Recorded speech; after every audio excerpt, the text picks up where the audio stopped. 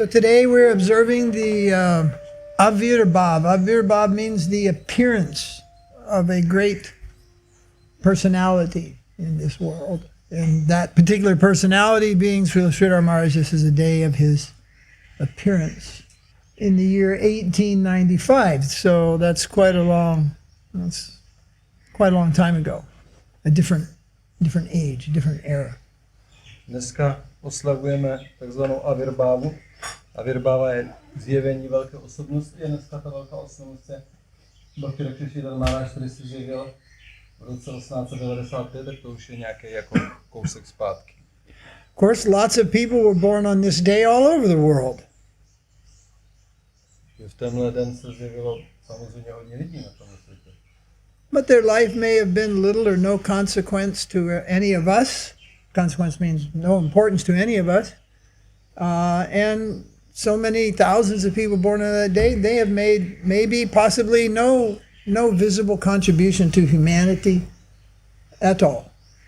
V tenhle den, když se narodilo mnoho tisíců lidí, tak pro nás to neměli jejich životy žádný význam, žádnou konsekvenci a ani jejich příspěvek lidstvu jako takovému byl buď nulový nebo nepatrný.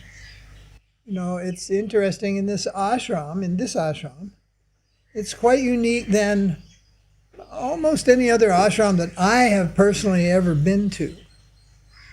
Tenhle ashram je taky jedinečný oproti jiným ashramům, který jsem já v životě už navštívil. And that is because of the senior guidance or guardianship that we have, in that we have 3 parama-gurus of this ashram. A to je díky těm vedoucím, kteří vedou ten ashram, těm acharům, a to je senior lídrší po 3 osobností, takzvaní parama-gurové. So a parama-guru means the guru before your guru. Parama-guru znamená guru před tvým guruem. So, somebody fall in the pond? The fish did that? Okay. The unique feature here is our 3 parama-gurus are all paramahamsas. Jedinečný rys tady tohle ashramu je, že ti 3 parama-gurové jsou paramahamsové. Paramahamsas are actually very rare. Paramahamsas are not an everyday, how are you today, thank you, hello, goodbye. You don't meet paramahamsas every day. Paramahamsa je velice vzácná a jedinečná osobnost, kterou nepotkáte každý den, že jo? Ahoj paramahamso, jak se máš? Even once in a life, to come in contact, meet, what to speak of, to receive training or to offer service to a paramahamsa, this is very rare. Dokonce jenom se setkat jedinkrát na krátký okamžik s paramahamsou je velice vzácný a nemluvě o tom pak získat od něho nějaké učení nebo trénink nebo nějakou společnost nebo nabízet mu službu. So this ashram, and this includes all of you, has 3 parama-gurus. Prabhupada, Śrīla Śrīdhara Mahārāja, Śrīla Puri Mahārāja. A ten ashram, který zahrnuje všechny vás, má 3 parama-guruji a to je Śrīla Prabhupada, Śrīla Mahārāja a Puri Mahārāja. A number of the devotees, I don't think, other than Vaiṣṇava Mahārāja, of course, saw Śrīla Prabhupada, Śrīla Śrīdhara Mahārāja, Śrīla Puri Mahārāja. A few of the members of this ashram saw, served, and heard directly also from Śrīla Puri Mahārāja. Tady máme Vaiṣṇava Mahārāja, který jako jediný teďka tady osobně vlastně viděl, znal všechny tady ty 3 parama-gurové a pár členů tohoto ashramu taky osobně vidělo a sloužilo Puri Mahārājovi. So, I've observed a few things practical in spiritual life, ashram life.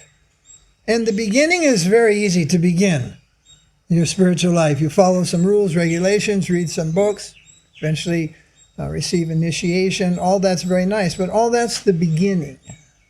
Já sám, jak pozoruju duchovní život, tak vidím, že na začátku se to zdá být velice jednoduché, dostaneš zasvěcení, začneš mít zájem, čteš knížky a všechno to vypadá jako velice jednoduché, ale to je všechno jenom začátek. And the beginning of anything lacks experience. Beginners in anything. Ať už začínáme s čímkoliv, tak nám chybí zkušenost. If you study all the books and become a doctor, you have no experience. So therefore you have to do what's called internship. You have to practice your medicine under other doctors in a hospital. You're not simply a doctor because you studied medicine. A když začínáš studovat cokoliv, je třeba medicína, tak můžeš studovat knížky, ale chybí tě ta realizace, ta zkušenost. Proto pak musíš praktikovat tu medicínu pod dozorem dalšího doktora, který už je realizovaný, a tak získáš ty zkušenosti. The same with lawyers, dental profession, any profession, even carpentry. In some countries, you have to be an apprentice carpenter. You cannot simply be a carpenter. Stejný profesor, zubař nebo jenom truhlář. Nemůžeš být ten expertní truhlář, musíš taky být první trénink od někoho. Every year, thousands of young people leave the university, men and women, with their degrees, and they go to their place of employment, and they are told, oh, very nice, you have so many nice degrees, but you have no experience. Každý den tisíce vlastně promovaných lidí vychází z univerzit s těma papírama, titulama, ale přijdou do svého zaměstnání a ti lidi jim řeknou, je krásný, že máš tolik titulů, ale nemáš vůbec žádnou praxi a zkušenost. So experience we recognize as a very valuable commodity, and it is not always or even easy that you will come across people with proper experience. Realizace zkušenosti je velice vzácná věc a není to jednoduchý vůbec se dostat do kontaktu s lidmi, kteří tuhle pravou realizaci mají. With the beginning, you can have knowledge. You can learn verses. You can speak so many things of high knowledge, but you may not have realization of any of them. For example, how do you know Krishna is the Supreme Personality of Godhead? How do you know that Krishna is God? Na začátku můžeš nějaký poznání, ale ve skutečnosti nevíš. To je příklad, když se budu nás ptát, jak víte, že Krishna Interesting question. To je otázka, jak víte, že Krishna je nejvyšší Bůh. So how would you answer that, Vaiṣṇava? How would you answer that? How do you know that Krishna is the Supreme Personality of God, or Krishna is God, Bhagavan? How do you know that? No, I did hear the answer to that. You did hear that. So where'd you hear that from? Some kid in the street driving a rickshaw? From me. I think you heard it before me, but you heard it from persons wiser than ourselves. Takže pravdu odpovídá, že to slyšel, že už nevím, že od koho si od rikšáku nebo tak, ne, já jsem to slyšel od vás, jo, možná jste to slyšeli, jo. Dřív už, ale je to pravda, že nasloucháme od někoho, kdo je chytřejší než my, kdo je moudřejší než my. Od něho to slyším. Knowledge you can hear from anyone. They can just repeat something from a book. That is knowledge. Poznání může kdokoliv opakovat z knihy, to je poznání. But wisdom or vijnana, realization, is the maturity of knowledge. Ale moudrost, vigyána, realizace, to je ta skutečná hodnota poznání, to je ta zralost. And that only matures through experience. To se vztahuje pouze ke zkušenosti. It does not mature in the beginning. It is not possible. There is no such thing as a mature beginner. Neexistuje něco jako zralý začátečník, proto na začátku ta zkušenost musí zákonitě chybět. That'd be like an oxymoron or whatever they call that, a ripe green mango. It's like they're opposite. They're not compatible. They don't come together. Dává srovnání s mankem, nějaký mango nezralý a zralý, že to nemůže být. So to have even one such experienced teacher in Krishna consciousness is rare. And to have two or three is, well, what we call off the charts. It is so rare. It is beyond rare. It is almost, it just doesn't happen all the time. It's very, very rare. Že potkat takovou osobnost, která má právě realizaci vědomí Krišny, v dnešní době velice, velice vzácný, můžeme říct tak vzácný, že je téměř nemožný se s ní setkat. So that is the unique feature of this ashram, that we take and we have the blessing, the guidance, and the advantage of having three paramahanses to guide us in our life's experience of Krishna consciousness. To je jedinečný rys tohoto ashramu, že máme tyhle tři param-guru, paramahansové, které nás vedou na našem duchovním životě, v našem cíli. Now it's been almost 40 years, closing in on 40 years, whatever the years, 38, 39 years since the disappearance of Śrīla Prabhupada. That's a long time. That's more than some of you have been alive.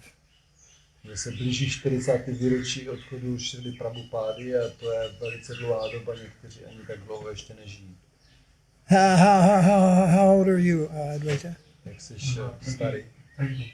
32. Tobě So 32. Prabhupada was gone 6 years before he was born in this world. 6 let So that's a long Když time. se Prabhu narodil, tak už Prabhupád odešel. Now, once I was in an argument, that's an argument, let's call it a spirited conversation with a brother. Jednou jsem měl takovou žhavou konverzaci se svým duchovním bratrem. In other words, we were arguing. Jinými slovy, my jsme se hádali, nebo argumentovali. And, he was trying to make some point that first you hear from Śrīdhara Mahārāja, and then 10 years later you hear from Śrīla Puri Mahārāja. What I see is you're not fixed, you're not steady, you're not satisfied, you're simply jumping. On se mě snažil říct, So I argued, well, at least I'm listening to somebody. že jsem říkal, aspoň nasloucháš někomu. And you've been completely alone for the last 40 years listening to your own mind. Ale ty jsi úplně sám od té doby, co odešel Prabhupád, 40 let, jsi sám se svou myslí. And similar so-called authorities who may only know even half as much and have even less wisdom than you do. In other words, no amount of ignorance produces knowledge. So if you have 20 or 30 people in a room with no knowledge and no wisdom, and at the end of, 2 weeks of meeting, you still have that many ignorant people in a room. All amount of ignorance doesn't produce knowledge. A takzvané autority, které si zvolíte, těch máte 20 nebo 30 a jednou, dvakrát do roka se setkají v jedné místnosti, neznamená, že budeme nějaké poznání, ani poloviční poznání, nevyprodukuje skutečné poznání, ale ve skutečnosti jsou nevědomí a nevědomost nikdy nevyprodukuje poznání. So I said, no doubt, I'm a very small person, a very small man, a very small living entity. But my advantage is my guardians. They are not small little entities in this world. They're very big entities in this world, very prominent spiritual entities in this world. And my advantage is I've had their lessons, their guidance, their correction. And my brother is basically saying, oh, we haven't been wrong in 40 years. And it's like, you haven't been wrong in 40 years. You haven't been right for 1 year in that 40 years. That's how lost you are. And that's what it comes down to. That without the guidance of Śrīdhara Mahārāja and without the guidance of Śrīla Puri Mahārāja, pretty much the Western Vaiṣṇava world is at a loss. And the paths which people are making are everything including even bizarre. And what they claim to be and explore in the name of Krishna consciousness. Takže já jsem mu odpověděl, že ano, já jsem možná malý člověk, nepatrný a to, ale moje výhoda je, že mám ty velké áčary, speciálně Śrīdhara Mahārāja, který mě učil, který jsem bral vedení a který mě korigoval.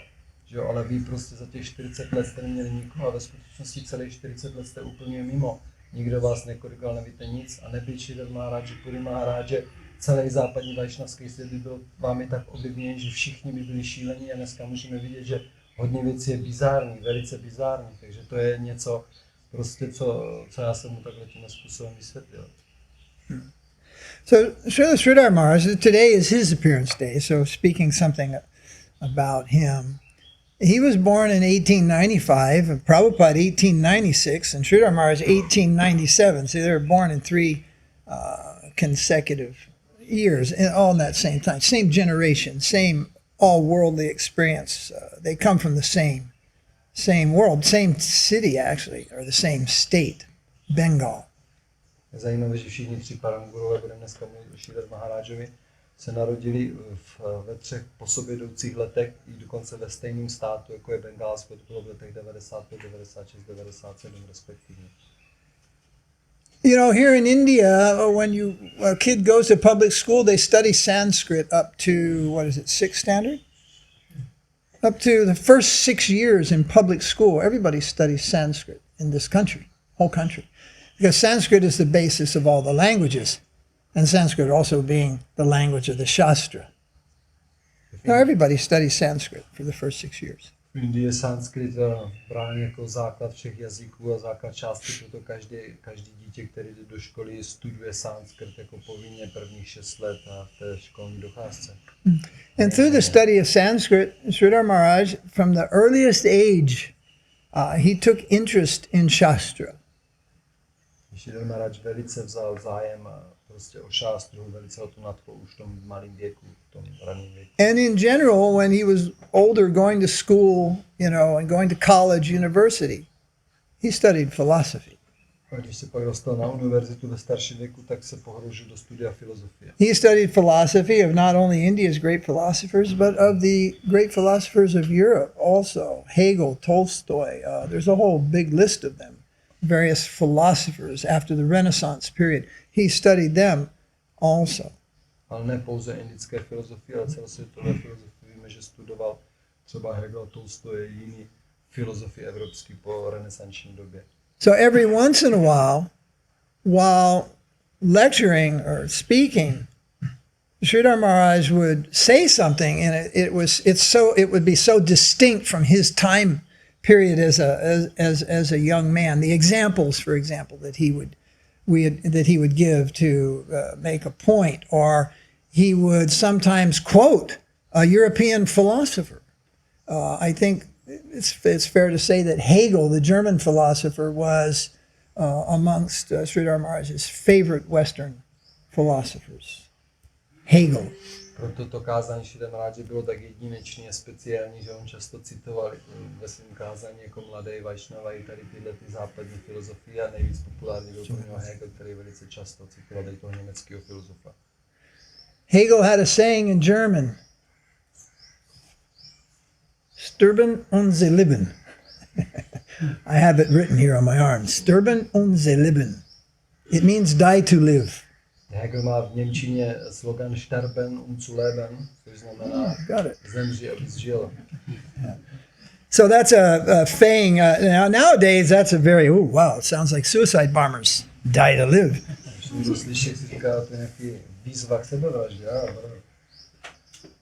But it speaks of something higher. There has to be the death of ignorance in order for there to be the birth of knowledge. There has to be the death of ego before there can be the birth of freedom. There are many things in which this Sterben und sie leben, it applies to that. And Śrīdhara Mahārāja felt, this also applies to Krishna consciousness, that we have to give up everything in order to achieve Krishna. Tady tohle heslo má ve skutečnosti v sobě zahrnutý mnohem vyšší koncepty, jako že člověk se musí vzdát nevědomosti, aby získal moudrost, a vzdát se svého ega, aby získal svobodu. A pak takže Śrīla Mahārāja v tom uviděl i Krishna vědomí, že viděl, aby jsme mohl dosáhnout Krishna, musí se vzdát úplně všeho. The most important thing we have to give up, of course, most people in the world say you have to give everything to Krishna. Immediately.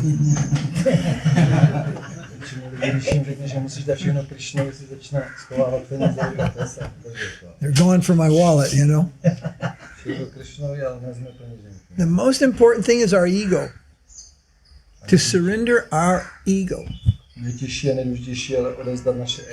Now by ego, I mean ahankara, false ego. The false ego, which binds all of us in various degrees. Even me. Remember, I'm small. Little devotee. With big ego. Big ego. But the ego is what stands between us and Krishna more than anything else. False ego. Now what is the primary focus of false ego? Well, in the beginning, say for the world, false ego, I'm this body. Oh, this is false ego. This is false identity. První věc, falešný ego, to vlastně znamená, že si řeknu, tohle tělo, to je falešný koncept identity. Well, devotees don't think I am the body, or at least they shouldn't be, you see, and especially after 10 or 20 or 30 or 40 or 50 years, certainly a practicing Vaiṣṇava is not thinking I am this body. Correct? Údajně by si neměli myslet, ale že jsou tohle tělo a no, definitivně po 10, 20, 40, 50 letech by neměli se stotožňovat s tím tělem, že jo? Nemyslí si tak. But still, even after many years of practice and so forth, one may have the unfortunate habit to put I first. I want this, I that, I first, you first, me first, I first. This is a symptom of ego, false ego. A na neštěstí po mnoha letech oddanosti dáváme svoje já do popředí a první jsme já a pak teprve ostatní a to je taky jako falešný ego, to je problém. And this stands in the way of cooperation with Krishna. To nám brání v kooperaci s Krišnou. In this world, it can spell out in just ego, say in an ashram or whatever, in standing in the way of the progress of the preaching, of even getting the job done, so to speak. Ego can enter in and interfere with the service, but still we'll be given a chance to do that service with our ego in this world. Takže ego nám brání i vykonávat správně oddanou službu a vstupuje pak a do té možnosti správně sloužit té misi, těm projektům nebo čehokoliv, co po nás Krišna žádá. Ale i tak, i když to ego máme, je nám dána příležitost sloužit i s tím egem. But false ego must be completely absent to enter the eternal world of service, to enter the spiritual world where Krishna is surrounded by his liberated associates, where his devotees eternally. No false ego can be present there. Aby člověk mohl vstoupit do té věčné úrovni vykonávání oddané služby na věčné úrovni, duchovní úrovni, kde je Krišna na společnosti, falešné ego nemůže být zastoupeno ani miliontinou, musí být zcela absentováno. So here we can serve Krishna, we can begin to serve Krishna under the guidance of Vaiṣṇavas, Guru, and Shastra. We can learn to serve Krishna even though we are not perfectly suited to serve Krishna. We may have ego, we may have false desire, we may have so many things. Krishna knows what we have better than we know what we have. He knows everything. In this world we practice Krishna consciousness. And with false ego, even desire, so many desires, one can begin the practice. But service to Krishna in the spiritual world is not a practice. It is not a practice. It is a living thing. It is a spontaneous thing. And it is the painting of the nature of the heart. The nature of the heart. Tady tohle cvičení, tohle trénink, tohle praxe, kterou postupujeme v tomhle světě, aby jsme se vzdali postupně tady těch falešných konceptů a ega a všech těch tužeb, ale v duchovním světě to už není praxe a cvičení, to už je velice spontánní projev našeho srdce, velice žijící, dynamický projev čisté lásky. In order for there truly to be spontaneous love, there has to be no ego, no false, what we call false ego. Pro tu úroveň spontánní dané služby tam nesmí být žádný falešný ego. So, what is then the real ego? If the false ego is I'm this body and I, what then is real ego? Is there not I in real ego? Should I never say I am, or should I never say that? Is there, so what does it do? How to discriminate real ego from false ego? Co potom teda znamená skutečné ego, když mluvíme o falešném egu, tak jak poznáme, co je skutečné ego, když už teda se zbavíme falešného ega, to už nikdy nebudeme říkat já, nebo jak to definujeme, jak to poznáme. So false ego is followed by illusion. I am the body, that's an illusion. Falešné ego následuje iluzi. I am the boss, I am controller. There's so many things after the I am which are not true, they're illusion. Já jsem šéf, já jsem kontrolor, já jsem konatel, všecko tohle je iluze. So real ego is followed by reality. A skutečné ego následuje realitu. It is followed by self-realization. Seberealizace. It is the next breath. When false ego is gone, self-realization is there immediately afterwards. To je ten další dech, když falešný ego odejde, okamžitě přichází seberealizace. And then the devotee thinks and says and practices always, I am servant of Krishna. I am servant of Guru. I am servant of the Vaiṣṇavas. I am servant of Shastra. Everything is preceded by dasya, servant. Takže pak tam začíná, ano, já, ale já jsem služebník. Služebník Krišny, služebník Gurua, služebník Vaiṣṇavu, služebník Šástry, všecko je tam o služebnictví. And it is the servant, free from false ego, who has the key to all Vedic knowledge, all Vedic wisdom, and self-realization. It is not the learned scholar. They don't have the key. A je to služebník bez falešného ega, který dostane klíč a pokladu veškeré védské moudrosti a duchovní realizace. Nejsou to ti pávitové učenci. It is the servant. And there are many examples throughout what we call Puranic history and stuff, such, how it is the servant who is shown to be the most advanced or the senior disciple in so many various situations. It is the most humble, and who is the servant who has the greater realization, not who is the best student of the study, so to speak. There are many examples. Puránická historie a védský dějiny nám ukazuje tolik mnoho příkladů, kdy právě ten nejpokornější služebník toho mistra se ukázal jako ten, kdo má největší realizace, a ne ten člověk, který byl nejlepší žák, měl nejlepší vědomosti, nejlepší poznání, nejlepší paměť, ale ten, který byl nejlepší služebník. Now let me introduce your mortal enemy at this time, Maya. It's not Al-Qaeda, it's not ISIS, it's not the tax department, it's not a corrupt prime minister.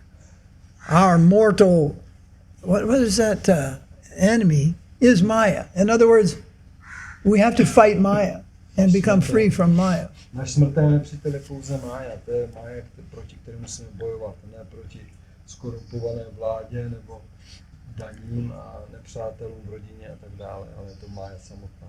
Maya follows the false ego. She is a hair, just a breath away.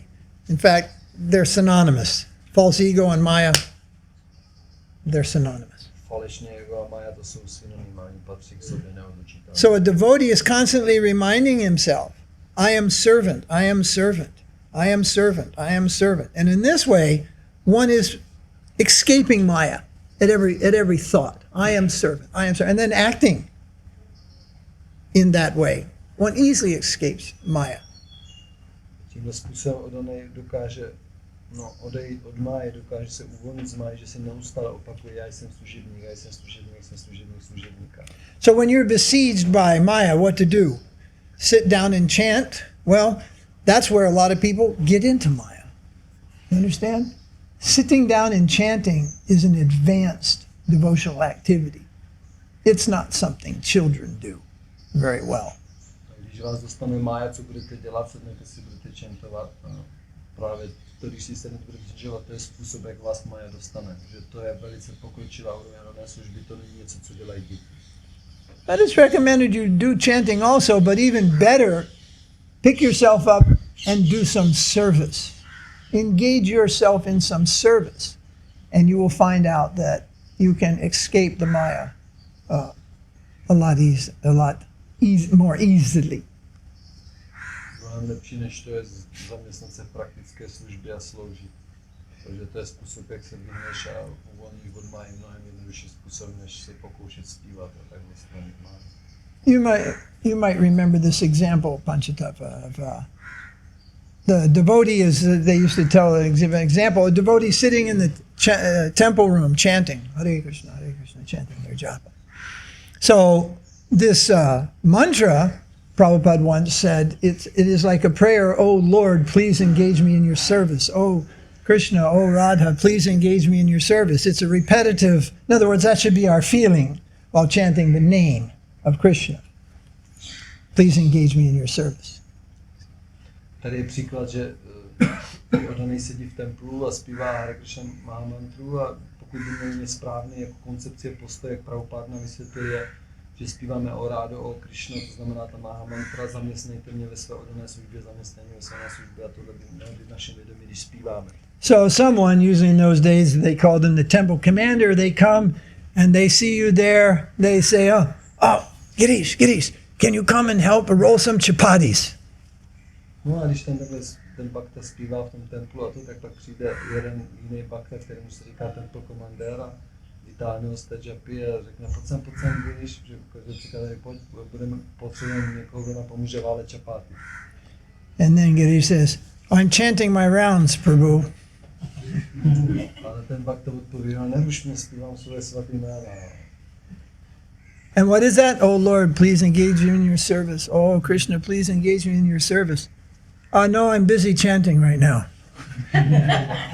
Service knocks on your door, and you know I'm busy. So one thing is, whenever you're offered service, take it. Z Krishnovy kuchyně přišel přímo jako, že reprezentant jeho zaměstnán v Krishna Studio, on se modlí o službu, ale pak mu řekne, že já nechci, protože já čentuju. To je vidět, jak je to protichůdný. It's safer to take the service. It may be the very answer to your prayer. Krishna is sending service, and then you're saying, no, I'm still busy asking. Krishna odpovídá na tvé volání, ty žádáš, dej mi službu, a pak někdo přijde a dává ti službu, když nechci. Well, that might seem oversimplistic and childish, but it works. It works. To build a favorable service attitude, to always be willing to give service, to give energy. For the brahmacharis and things, little things happen in the ashram. Some will go, I can't find my dhoti, I need a dhoti, and then and everybody thinks, I got 4, but I need them all. And they like keep a dhoti or a thing like that. But Krishna could be testing you. He knows how many dhotis you have stacked up in your almirah. He knows how many saris you have and how many wool chudders you have and all these neat things you have. And so suddenly one day somebody doesn't have one.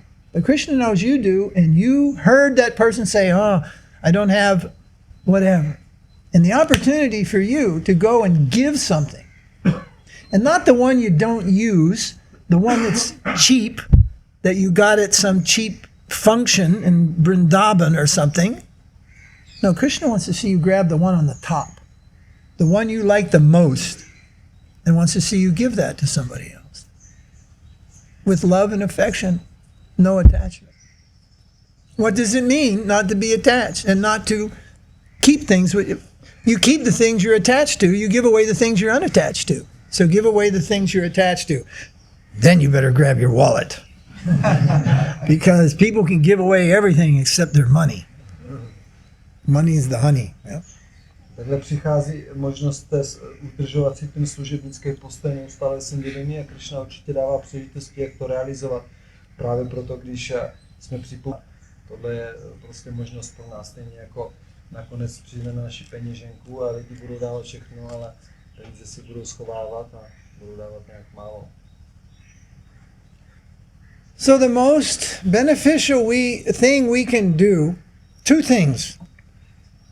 We can offer service to the Vaiṣṇavas, to our Guru, and we can offer submissive hearing. We can hear from them submissively. Submissively means without argument. And argument comes from ego, false ego. If you have no false ego, then you will not argue.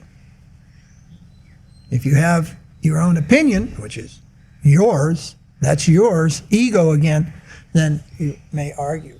So the direction is one has to give submissive inquiry to the message which comes from Sri Guru Dev.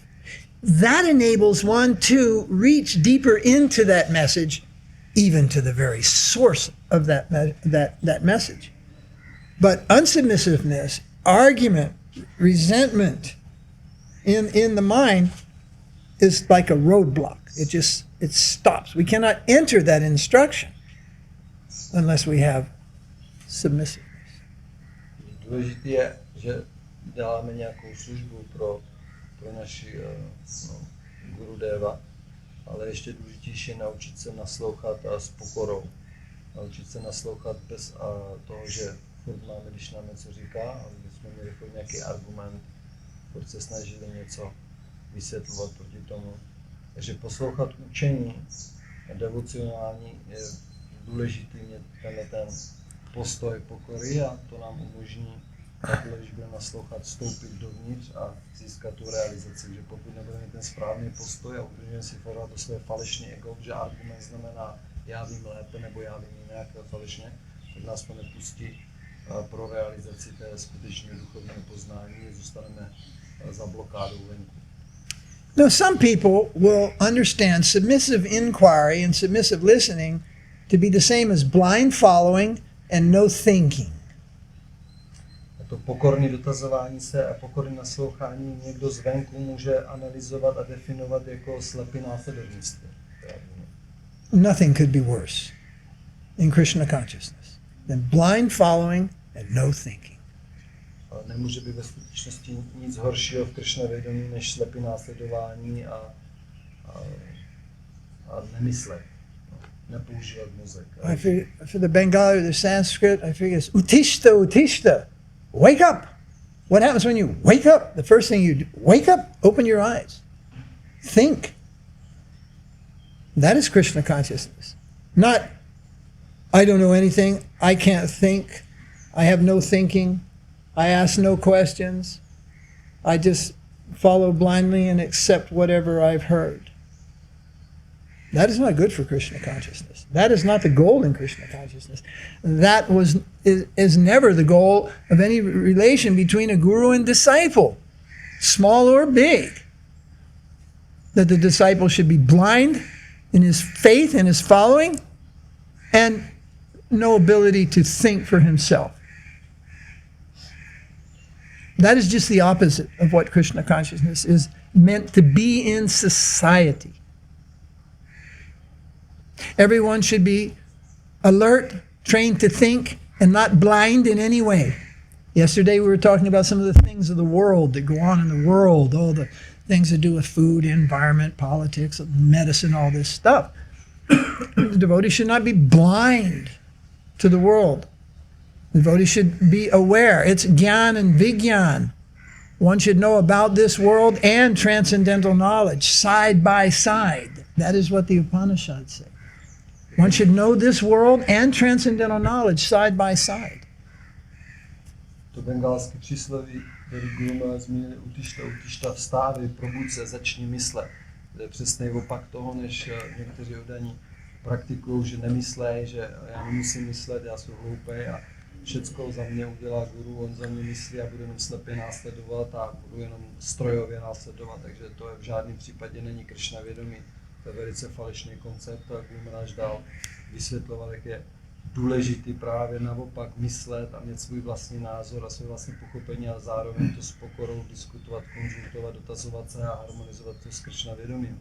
Takže tohle je důležité. Včera jsme taky s váma mluvili hodně věcí ohledně světa a kontaminací jídla a ovzduší a tohle všechno je dobrý věc, že Odanej není naivní, není slepý, následovník dobře ví, co se děje. Takže my musíme znát to, co se děje ve světě a znát úroveň transcendentální poznání, ruku v ruce, chápat celý ten obrázek. In the thinking, when thinking is awake, eventually there's going to be questions also. Questions are important. Without questions, there wouldn't even be a Srimad Bhagavatam. None of these books would even exist if there wasn't some question. Question of life itself is a question.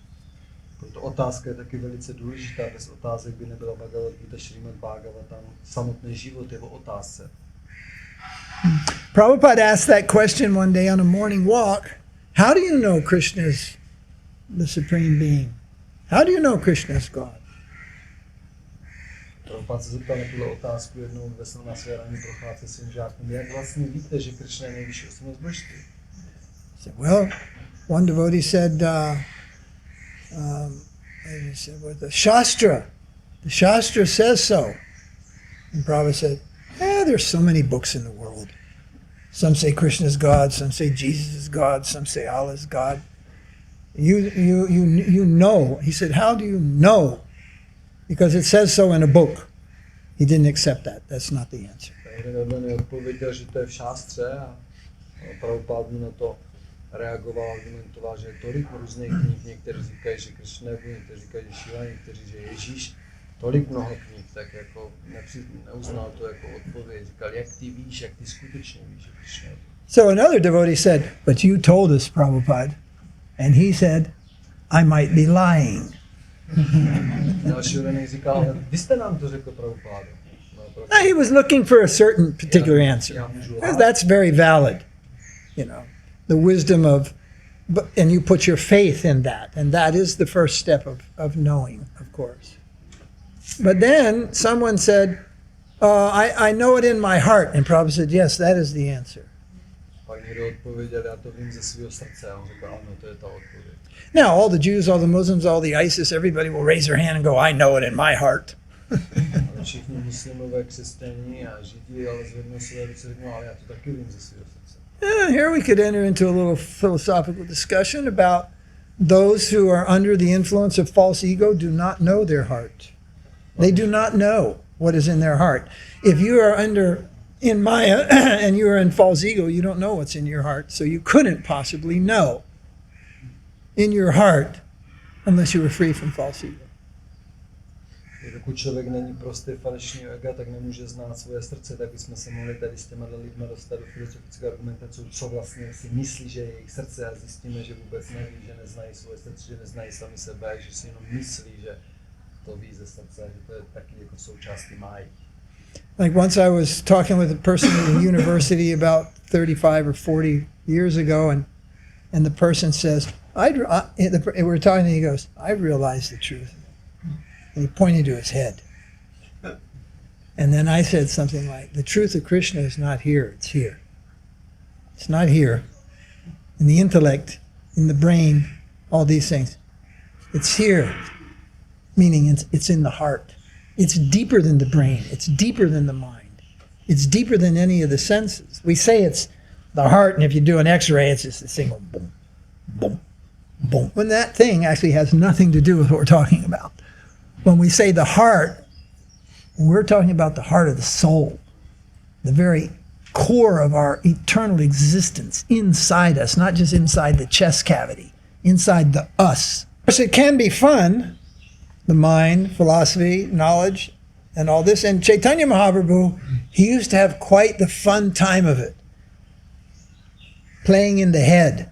He could argue any point, complete atheism. He could argue complete atheism, there is no God, and you would go, yeah, there is no God, there is no atheism.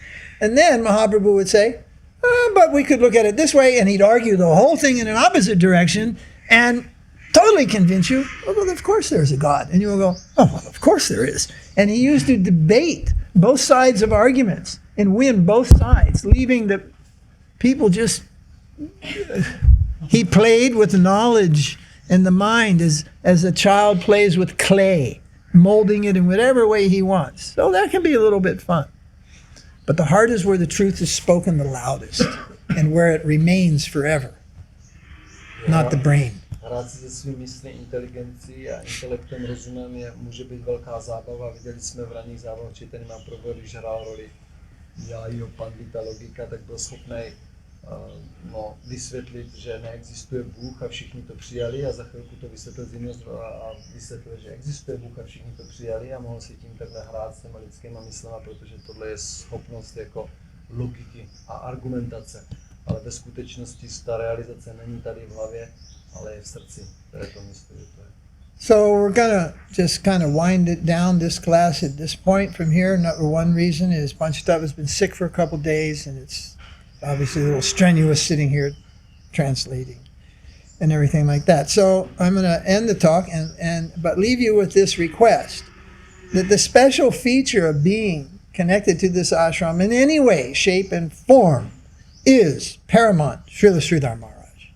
So please, if you are here always, or here in the sense that you're just part of our group and you're another part of the country, please do not neglect the opportunity to hear and take guidance from Śrīla Śrīdhara Mahārāja in the form of his books, lectures that we have, even videotapes. You will find there a wealth of self-realization, a wealth to guide you to your greatest fortune, like you can't find it in such condensed form any other place in Vaishnava literature at this time.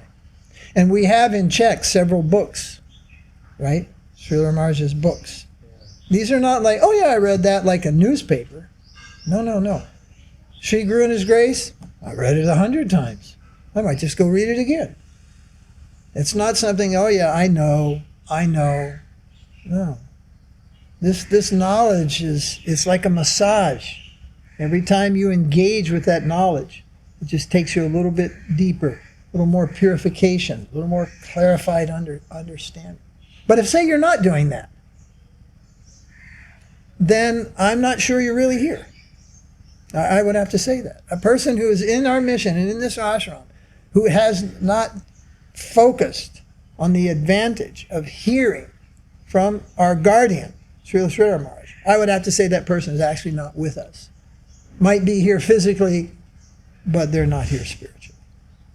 That is how important. If a person comes here and says, oh, I'm a disciple of Prabhupada, I'm your god brother, I'm your god sister, I love you, I want to join this ashram, I'd say, not good enough. You've overlooked Śrīla Śrīdhara Mahārāja. If you're not interested in Śrīdhara Mahārāja, there's no point to be in this ashram. It is like the soul of this ashram. And what I'm speaking about was, I was 20 years member of Iskcon, 3 times initiated by Srila Prabhupada, and a whole bunch of other things in between, position and all types of things. Why did I leave that? Why did I leave that? For what? Because I want to be my own boss or something? No. On the contrary. No. Why did I leave that? I left that for Śrīla Śrīdhara Mahārāja, for that guidance, for that security, for that deeper understanding, for his mercy. I left. And so without that, there's no meaning to this ashram for actually any of you either. It's paramount here. Once I was visited by, the Iskcon GBC and everything, and I said, it's as simple as this. Accept this, I come home tomorrow. Simple as that. Accept this, I come home tomorrow. Minus this, I will stay and die on the street if necessary. Because the truth is out here. The truth is not the property of an institution, of any group of people. The truth is the prisoner of a free heart, of the pure devotees. They have Krishna. The rest of us are just begging. Maybe a glimpse, maybe a drop. But they have Krishna. So no amount of association of those who have no Krishna can help you gain Krishna at all. Nothing. Only bhakti gives bhakti, only Krishna gives Krishna, and only one who has Krishna consciousness can give Krishna consciousness. It is not a mechanical process that you can just learn by doing a certain number of chantings or certain types of meditations and all these things, and then you will just be Krishna conscious. It doesn't work. It's based on shraddha, faith, surrender, and surrender means saranagati, giving up this false ego, which is our greatest obstacle in spiritual life. And I'll give you a subtle point. One day you will come, maybe you'll give lectures, you'll give lectures. And then you will ask somebody, oh, how was the talk? Right? And that means you want to hear your own glorification of your talk of Krishna. And that's a little bit of more contamination. You want to hear how good your talk was. How was my talk? He said, that is a māyā, false ego. Krishna lies just beyond that.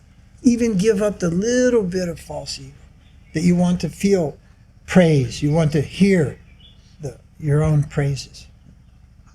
No, I'm guilty of that all the time. Maybe later I'll say to Jayade, so how was the talk? Was anything spoken of any benefit to anybody? And something. And I can see that also in myself. Asking for the approval is, the opinion, is just looking for a little bit of, it's like passing by the artist and saying, oh, nice painting, Mata. It's kind of, oh, thank you, a little pat on the back. Right? Well, you don't have to be worried about such fine points right now, but after 50 years of this Krishna consciousness, I'm concerned about the fine points. Not the just 4 regular principles and how many rounds I chanted or how many books I sold. After 50 years, I'm looking a little deeper. I want to know the truth of myself and how truthful I am with this process. And personally, I'm sorry, I'm getting a little carried away, but personally, truthfulness is something which will serve you well. Try to be truthful about yourself. And the guru who thinks I am guru, is guru. You know what guru means? Cow. The guru who thinks he's guru is a cow. One of my friends went to Śrīla Mahārāja and said, in South Africa, I'm guru, and he started to say something, and Puri Maharaj told him, don't think like that. Don't think like that. What was he thinking? I am guru. Guru never thinks I am guru. Guru thinks I am servant of my guru. And one who thinks he is guru becomes goru, becomes a cow. Want to summarize the last part of that? Beginning was more applying to our devotees, so That's all right. repeat all, or As you later. like. As you like. Guru Maharaj teďka se rozpovídal trošku díl, ale prostě tak v synopsích ta věc je, že chce, aby jsme využili toho ašrámu tady a soustředili se nejenom dneska na Śrīdhara Mahārāja, jeho učení, ale prakticky každý, kdo je v tomhle ašrámu nebo v celé misi a není spojený se Śrīdhara Mahārájem, tak není v této misi a není v tomhle ašrámu. To znamená, když nečteme jeho knihy, nediskutujeme o filozofii, dokonce v češtině je přeložených 5 knih a není to jako, že to přečtete jako magazín a já už jsem to četla a to, ale nežijete to, neznáte tu filozofii, tak je to o ničem. Jo, a pak postupně vlastně přišel zase k tomu postoji, kdy ten Śrīdhara Mahārāja je velice vznešená osobnost, která se dostala do života Guru Mahāráže. Guru Mahārāja byl v Iskconu 20 let a byl zasvěcený Prabhupádou poprvé, po druhé, po třetí sannyás a měl tam pozice a různé manažerské možnosti a všecko opustil. A proč to opustil? Aby udělal si svoji misi a byl sám svým bosem, ne aby získal Śrīdhara Mahārāja, šel za Śrīdhara Mahārāja, nevzal od něho učení. Takže udělal to pro něho, pro Śrīdhara Mahārāja. A když mu řekl, že For a minute, I want to point out one thing. But Prabhupada was born the day after Krishna. Means Janmashtami. Next day is Prabhupada's appearance day. Well, in relation to Śrīla Śrīdhara Mahārāja, today is his appearance day, and last night, yesterday, was the appearance of Rādhā-kuṇḍa. Včera bylo zjevení Rādhā-kuṇḍu a my mluvíme dneska o zjevení Śrīdhara Mahārāja. So, Radhāstami is Rādhārāṇi's official appearance day, but Rādhā-kuṇḍa is considered non-different from Srimati Rādhārāṇi. So, in a sense, spiritual sense, this yesterday is also the appearance day of Rādhārāṇi in the form of Rādhā-kuṇḍa. And Śrīdhara Mahārāja is born the day after. So this is significant. Rādhāštami je oficiální den zjevení Šrimati Rádiky, ale protože Rādha-kuṇḍa se neliší od Šrimati Rādhārāṇi i Bahulāštami neboli zjevení Šri Rādha-kuṇḍa se považuje za zjevení Šrimati Rādhārāṇi, proto je velice významný taky vypíchnout ten bod, že Bhakti Śrīla Mahārāja se zjevuje hned po Rādhārāṇi, den potom. So someone will say, well, I remember I said many people born the day after Janmashtami, but only one of those people in the whole world then spread Krishna consciousness, throughout Africa, South America, Middle East, pretty much everywhere, Russia, everywhere. So then what is the significance? Śrīdhara Mahārāja is born the day after Rādhārāṇi. What did he do in relation to Rādhārāṇi that's so significant? That's the question. Že Śrīla Prabhupáda se narodil den po Krišnovi, po Janmashtami a jeho schopnost a speciální atribut, že byl schopen rozšířit právě Krišna vědomí po celém světě do všech částí světa. A moje otázka teď bude, když se tady Śrīdhara Mahārāja narodil den po Rādhāštami, jaká je jeho vznešený atribut ve vztahu k Rādhārāṇi. In the beginning, everyone will agree. Everyone can agree on basic points. God is great. Allahu Akbar. Right? The jihadis are yelling Allahu Akbar and chopping off heads. Christians are yelling God is great. Everybody can agree on that level. But then the question, well, who are we talking about? Who is God? Things go up and you start to get different. But when you finally come all the way up to the top, it's Krishna. We have still plenty of people to argue with. In India, there are many branches that believe in Krishna. And we have differences with those groups also. Because there the question becomes not who is God, but who is the greatest servant of God. That becomes the point of contention, or to be understood. Who is the greatest servant of God? Na začátku každý souhlasí s tím, že Bůh je velký, jak muslimové říkají, křičí Allah Akbar, džihadisti nebo protizkré křesťané, tak to je samozřejmě jasné pro všechny, ale potom bude diskuze, nebo mělo by si dohloubky, kdo je Bůh a kdo jsou služebníci a nakonec přijde ta otázka, kdo je nejlepší služebník Boha, nebo kdo ho nejvíc těší, nebo kdo je nejmilejší a tohle je právě bod, kterým už hodně lidí, kteří souhlasí v tom, že Bůh je veliký, spolu nesouhlasí, že mají různé názory a i tady v Indii existuje mnoha skupin vaišňavských, kteří mají rozdílné názory na to, kdo je nejlepší, nejmilejší Krišnu. So the question isn't, oh well, who's a greater devotee, like, oh, this person is bigger, they're better, and everything like this. The question is, who has Krishna and who can give Krishna? Because only love can capture Krishna. And so who has the greatest love for Krishna? And who is Krishna himself surrendered to? In other words, you've heard it and it's true. Love is greater than God himself. The love of Srimati Rādhārāṇi captures Krishna and makes him subservient to her. So she is the supreme personality of Godheadess. You will find this written in Back to Godhead magazine in the 1950s. Prabhupada is calling Rādhārāṇi the supreme personality of Godheadess. Not Godhead, but Godheadess. And this is significant because it's this one single point of the position of Rādhārāṇi that sets us apart from every other branch of Vaishnavism in ancient India. The Madhvas, the Ramanujas, the Nimbarkas, the Vishnu Swamis, the Ballabhas. That single point sets us apart from all other groups. And that is an argument that is never lost, that is established, that Rādhārāṇi, by Shastra, by Acharyas, by everything, by Leela also, very important, shows that she alone is Bhakti Devi. She alone is the master of the realm, or the mistress of the realm of devotion. It is her domain and it's her energy fully, and it is Śrīla Śrīdhara Mahārāja who brings this to the English language, thus to the Spanish language, the German language, the Russian language, the Czech language, and all languages after that. It is Śrīla Śrīdhara Mahārāja who brings this concept to us and presents Radha-dasyam, the service of Srimati Rādhārāṇi and her position as the highest attainment in theism anywhere in the universe. That is a contribution of Śrīdhara Mahārāja. And to live without that composition is to like to live with half a face or a half a body. There you go.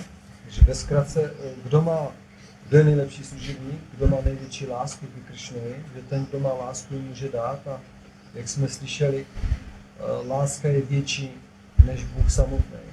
Takže to je to, čemu se Bůh odevzdá, tomu, kdo má největší lásku, a to je ta pozice Šrimati Rādhārāṇi, kterou nakonec Bhakti Śrīla Mahārāja předal celému světu, a to je ta jeho vznešená pozice.